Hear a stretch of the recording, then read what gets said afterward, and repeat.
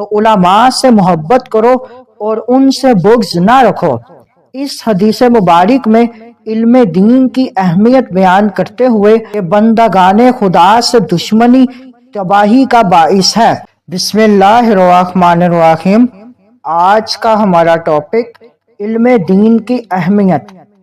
حضرت عبداللہ بن مسعود رضی اللہ تعالیٰ عنہ نے فرمایا، عالم بنو یا طالب علم، ان دو کے علاوہ یعنی تیسری صورت اختیار نہ کرنا۔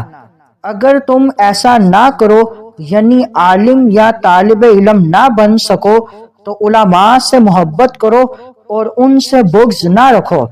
اس حدیث مبارک میں علم دین کی اہمیت بیان کرتے ہوئے مسلمانوں کو عالم یا طالب علم بننے کا حکم دیا گیا، اور جو ان دو میں سے کوئی کام نہ کر سکے تو اسے تاکید کی گئی کہ علماء حق سے محبت کرو، ان سے بغض اور عداوت نہ رکھو کہ بندگان خدا سے دشمنی تباہی کا باعث ہے۔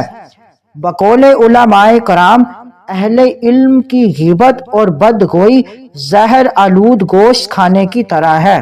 مزید معلومات کے لیے ہمارے چینل کو لائک اینڈ سبسکرائب کریں۔